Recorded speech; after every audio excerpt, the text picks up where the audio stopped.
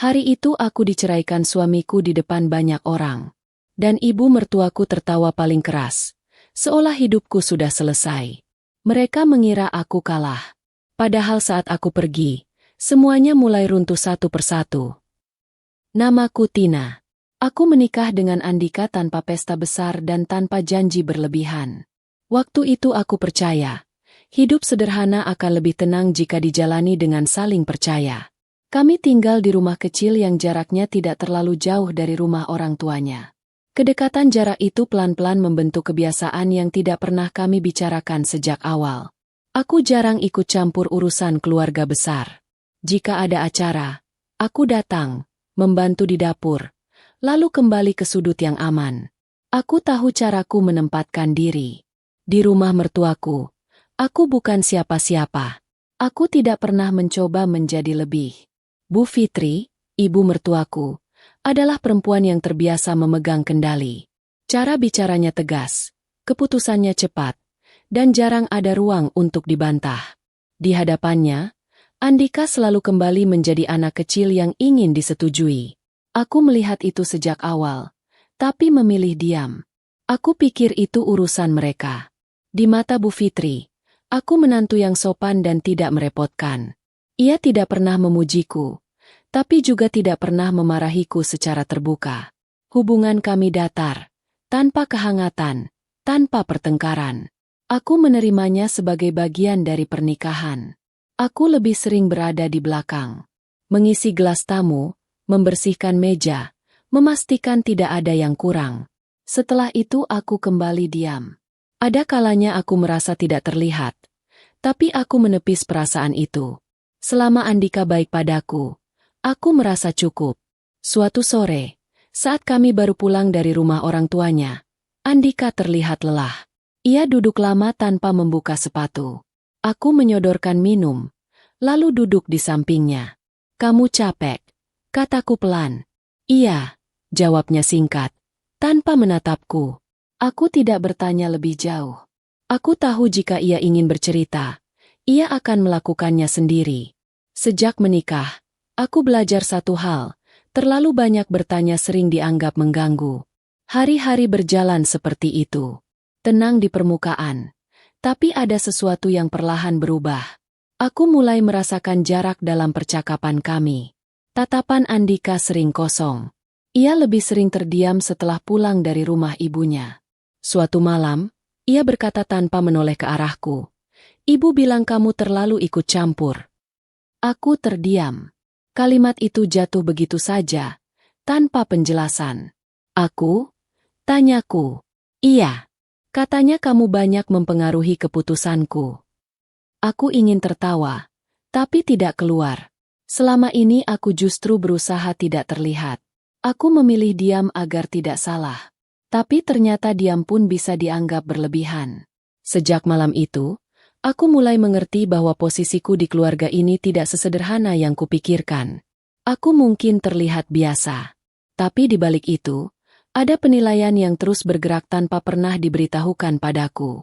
Dan tanpa kusadari, langkah pertama menuju perubahan besar sudah dimulai. Sejak percakapan malam itu, suasana di rumah tidak lagi sama. Tidak ada pertengkaran besar, tapi ada jarak yang terasa jelas. Andika menjadi lebih mudah tersinggung, terutama jika pembicaraan menyentuh soal rencana hidup atau keuangan. Hal-hal kecil yang dulu bisa dibicarakan dengan tenang, kini sering berakhir dengan diam panjang. Aku mulai menyadari satu pola. Setiap kali Andika pulang dari rumah ibunya, wajahnya selalu berubah. Ia membawa pulang bukan hanya lelah, tapi juga beban yang tidak pernah ia ceritakan secara utuh. Aku mencoba tetap bersikap seperti biasa. Menyiapkan makan malam, menanyakan harinya, lalu mendengarkan jika ia mau bicara. Namun semakin lama, namaku makin sering muncul dalam ceritanya. Bukan sebagai istri yang mendukung, melainkan sebagai sumber masalah. "Ibu bilang kamu terlalu sering kasih pendapat," ucapnya suatu malam sambil menatap meja. Aku berhenti mengaduk sayur. Tanganku menggantung di udara. "Pendapat yang mana?" tanyaku. "Katanya kamu bikin aku ragu." Jadi kelihatan tidak tegas. Aku menarik napas pelan. Aku tahu persis pendapat apa yang ia maksud. Soal rencana usaha keluarga, soal pinjaman, soal keputusan yang diambil tanpa hitungan matang. Semua itu pernah ia ceritakan padaku. Aku hanya menanggapi, tidak pernah memaksa. Aku cuma dengar ceritamu, kataku. Kalau kamu tidak mau dengar, aku juga tidak apa-apa. Ia tidak menjawab.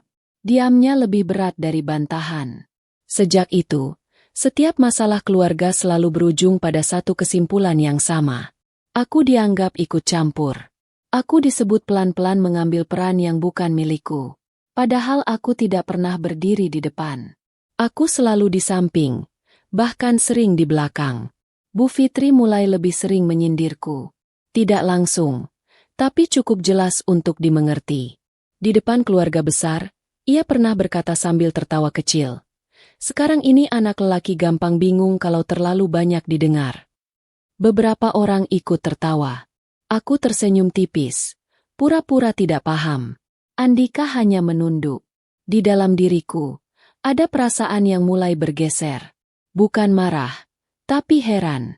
Aku bertanya pada diri sendiri, sejak kapan keberadaanku dianggap mengganggu?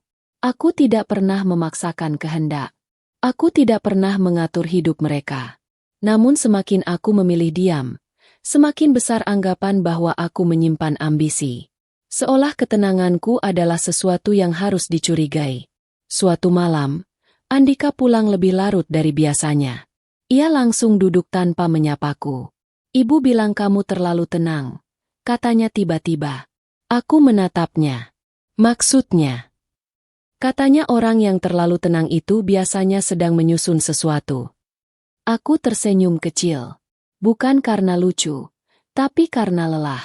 Aku cuma capek, jawabku. Itu saja. Ia tidak membalas. Malam itu kami tidur tanpa saling bicara. Di tengah sunyi, aku mulai menyadari bahwa masalah ini tidak akan berhenti pada bisik-bisik. Ada sesuatu yang sedang ditarik ke permukaan, dan aku berada tepat di tengahnya tanpa pernah memintanya. Aku masih belum tahu kemana arah semua ini. Tapi satu hal mulai jelas. Diamku tidak lagi dianggap sebagai sikap aman. Dan perlahan, aku sedang digiring ke sebuah posisi yang tidak pernah kupilih. Pertemuan itu berlangsung di rumah Bu Fitri pada sore hari yang seharusnya biasa saja. Aku datang bersama Andika tanpa firasat apapun. Tidak ada tanda bahwa hari itu akan mengubah arah hidupku. Di ruang tamu, kursi disusun rapi. Minuman sudah tersedia, dan wajah-wajah keluarga besar tampak seperti pertemuan rutin yang sering terjadi. Aku duduk di sisi Andika. Seperti biasa, aku memilih diam. Aku mendengarkan pembicaraan yang berputar di soal usaha keluarga, rencana ke depan, dan keputusan yang terasa semakin berat bagi Andika. Aku bisa melihat perubahan di wajahnya. Tatapannya sering turun, tangannya saling menggenggam, napasnya tidak teratur. Bu Fitri memulai pembicaraan dengan suara yang terdengar tenang, tapi penuh tekanan. Ia menyebut soal keputusan Andika yang belakangan berubah-ubah, soal sikap yang dianggap tidak lagi tegas, dan soal pengaruh orang terdekat yang membuat arah hidupnya kabur.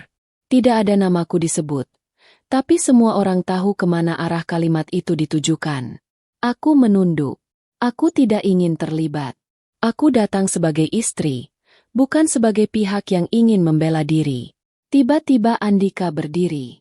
Suaranya memecah suasana yang sejak tadi menahan napas.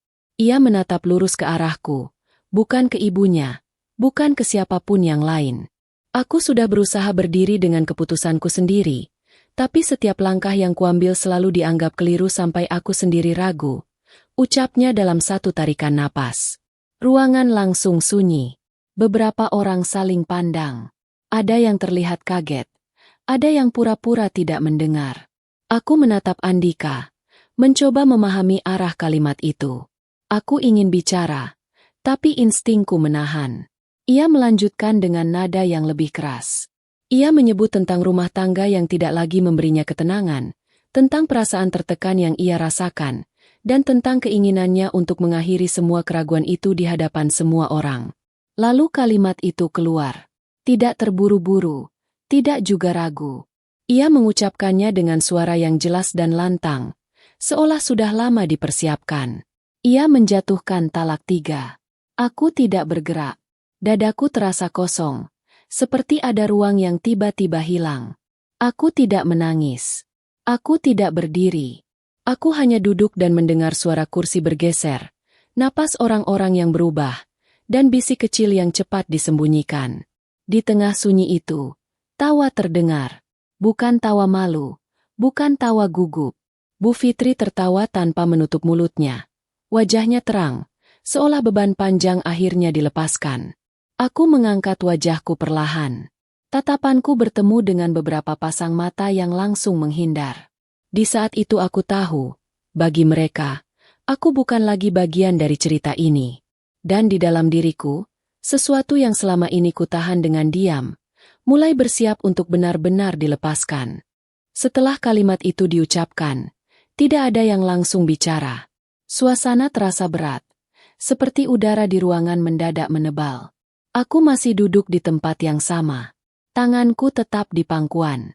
Aku tidak tahu apa yang mereka harapkan dariku, tapi aku tahu satu hal. Aku tidak ingin memberi reaksi yang mereka tunggu. Beberapa orang mulai bergerak gelisah.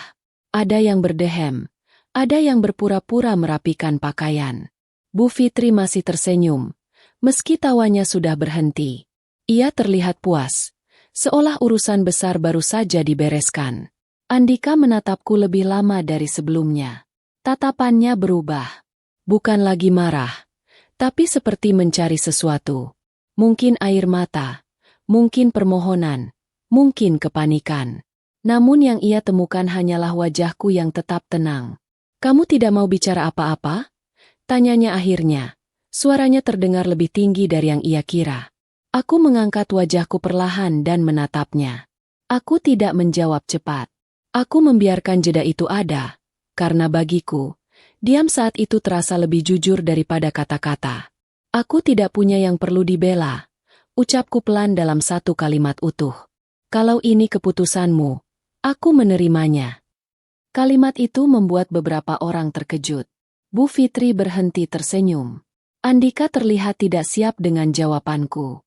Ia melangkah sedikit mendekat, seolah ingin memastikan aku serius. "Kamu yakin?" katanya. Aku mengangguk. Tidak ada kemarahan di dalam diriku.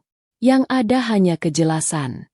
Selama ini aku terlalu sering berusaha menjaga agar semua tetap utuh. Sampai lupa bahwa diriku sendiri juga bagian dari yang harus dijaga. Aku berdiri perlahan. Tidak terburu-buru. Tidak dramatis. Aku merapikan pakaianku. Lalu menatap sekeliling ruangan itu untuk terakhir kalinya. Rumah yang sering kudatangi dengan kepala tertunduk kini terasa asing. "Aku akan menarik diri sepenuhnya," kataku dengan nada datar. "Setelah ini, urusan kalian bukan lagi tanggung jawabku." Kalimat itu membuat ruangan kembali sunyi. Andika menatapku dengan raut yang sulit dibaca. Ada sesuatu di matanya yang baru muncul saat itu. Seperti orang yang baru sadar telah kehilangan sesuatu yang selama ini dianggap selalu ada. Aku melangkah menuju pintu tanpa menoleh lagi. Tidak ada yang menghentikanku. Tidak ada yang memanggil namaku. Aku keluar dari rumah itu dengan langkah yang terasa ringan, meski dadaku masih berdenyut pelan. Di luar, udara sore menyambutku dengan dingin yang jujur. Untuk pertama kalinya sejak lama, aku merasa benar-benar berdiri di atas keputusanku sendiri. Dan tanpa mereka sadari, keheninganku bukanlah akhir, melainkan awal dari sesuatu yang tidak pernah mereka perhitungkan. Aku tidak pernah berniat membuka apapun setelah hari itu. Aku memilih melanjutkan hidup dengan tenang, tanpa merasa perlu memberi penjelasan. Namun beberapa hari kemudian, Andika datang. Cara berdirinya di depan pintu berbeda dari biasanya. Tidak ada nada tinggi, tidak ada sikap merasa paling benar.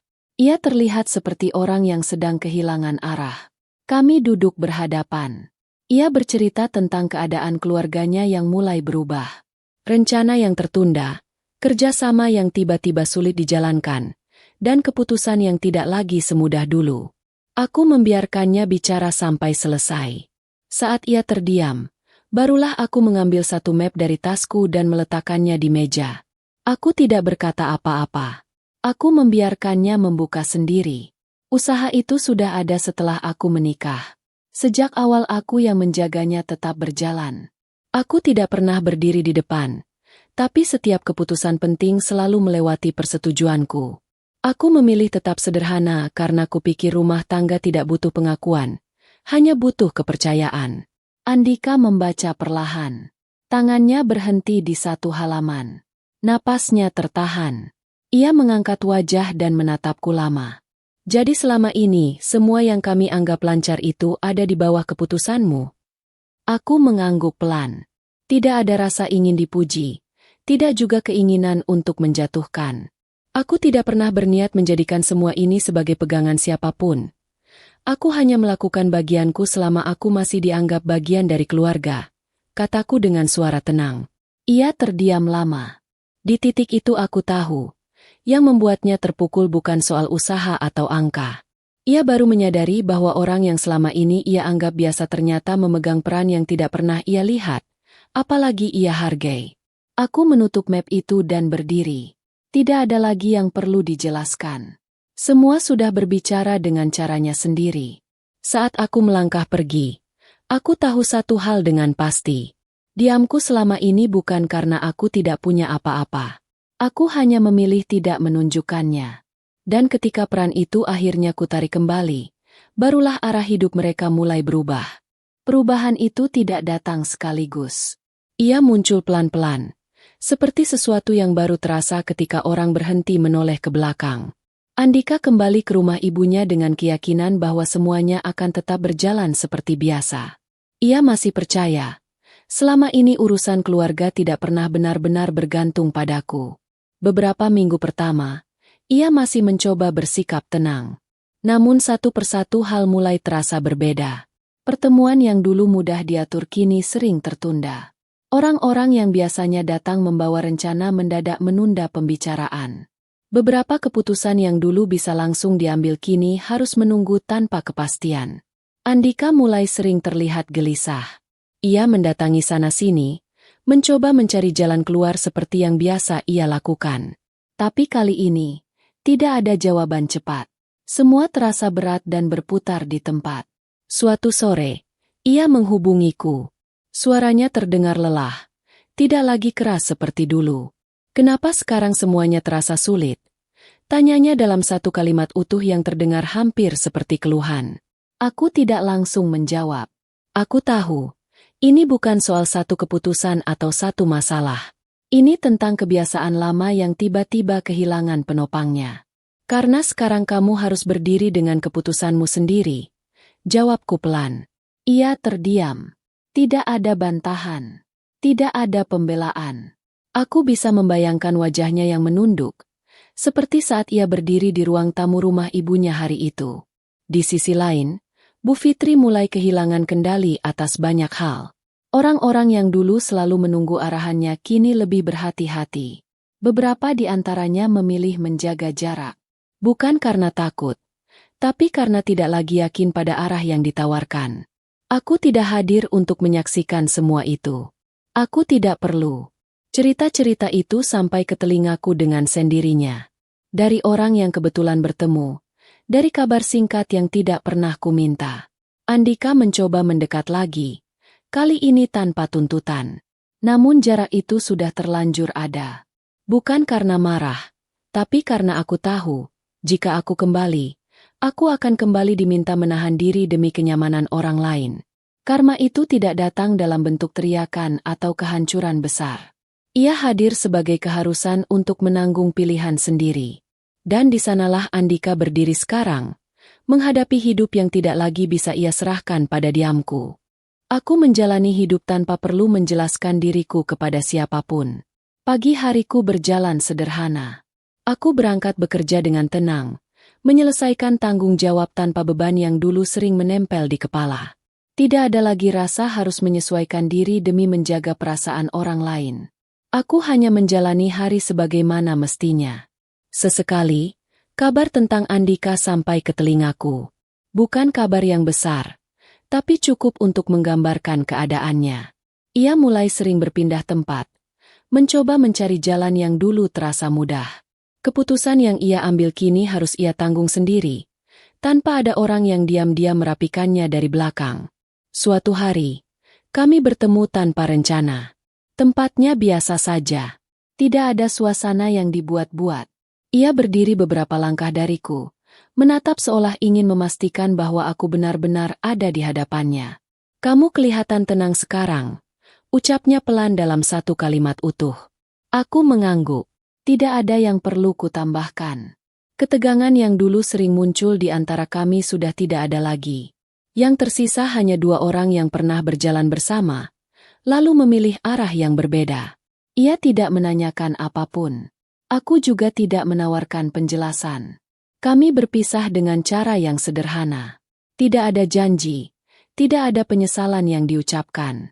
Dan justru di situ aku merasa benar-benar selesai. Tentang Bu Fitri, aku mendengar kabarnya dari orang lain. Ia masih menjalani hari-hari seperti biasa, tapi sikapnya tidak lagi sekeras dulu. Banyak hal kini harus ia hadapi tanpa kendali penuh. Orang-orang yang dulu menunggu arahannya kini lebih berhati-hati. Tidak ada lagi tawa yang dilepaskan dengan mudah. Aku tidak merasa perlu menyaksikan semua itu. Hidup bukan tentang menunggu orang lain berubah. Hidup adalah tentang tahu kapan harus melangkah pergi dan tidak menoleh lagi. Talak yang dulu mereka jadikan alat untuk menjatuhkanku justru menjadi pintu yang membebaskanku. Aku tidak kehilangan arah. Aku justru menemukan kembali diriku sendiri. Aku berhenti menjadi bayangan di belakang orang lain dan mulai berdiri di tempat yang seharusnya. Dari kisah ini kita belajar bahwa meremehkan orang yang memilih diam seringkali berakhir dengan penyesalan. Karena ketika peran itu ditarik kembali, barulah terasa betapa besar arti kehadirannya.